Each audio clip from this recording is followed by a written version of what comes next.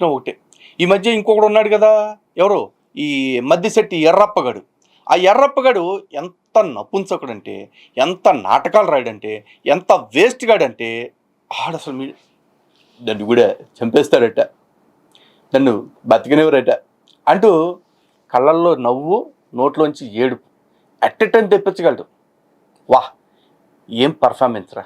ఒక్కసారి ఈడేసే యాసలు ఎట్టుంటాయో ఒక చిన్న బయట చూసుకుందాం. కొన్ని రోజులుగా అభినయ్ దర్శన్ చాలా స్పష్టంగా తనకి బెదిరింపు కాల్స్ వస్తున్నాయి, తనని భయపెడుతున్నారు, తనని చంపాలని ప్రయత్నిస్తున్నారు అని చెప్పి సోషల్ మీడియాలో తన వాదన తను చెప్తూనే ఉన్నాడు. ప్రవీణ్ పగడాల గారు చనిపోయినప్పటి నుంచి కూడా పాస్టర్స్ ని టార్గెట్ గా చేసుకుని దాడులు జరుగుతున్నటువంటి విషయం తెలుగు రాష్ట్రాల్లో ఉన్నటువంటి ప్రజలందరికీ తెలిసిందే. ఆ రోజు మాకు న్యాయం జరగలేదు, ఈ రోజు కూడా మాకు న్యాయం జరిగిద్దని నమ్మకం లేదు.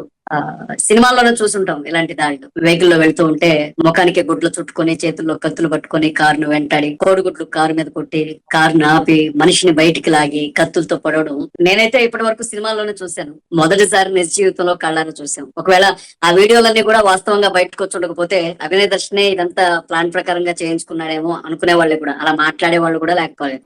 చూసారా? ఈ అదొక అర్థం కావాల్సిన విషయం ఏంటంటే, అసలు ఆ వీడియోల్ని బయట పెట్టకుండా నా మీద అటాక్ అయిందని పోలీస్ స్టేషన్కి పోయి ఉన్నా కాస్త సానుభూతి మిగిలేదురా.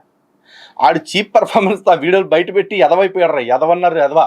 పైగా ఈడేమంటే, ఆ రోజు మాకు న్యాయం జరగలేదు, ఈ రోజు కూడా మాకు న్యాయం జరుగుద్దని నమ్మకం లేదు అన్నాడు. ముందు సమగ్ర విచారణ జరగాలి. ఆ విచారణ తర్వాత అభినయ్ దర్శన్ నిజంగా తప్పు చేస్తే, లేదు అభినయ్ దర్శన్ మీద నిజంగా దాడి జరిగితే దానికి తగ్గట్టుగా అప్రోప్రియేట్ యాక్షన్ ఉండాలి అని డిమాండ్ చేస్తున్నాం అనాలరా గాడిద. ఎక్కేసి వాడిని చంపేస్తారు, నన్ను చంపేస్తారు, మేము చచ్చిపోవడానికి సిద్ధంగా ఉన్నాం, దినం భోజనాలకి సందాలు ఇవ్వండి అని అడుక్కోవటం ఎందుకురా?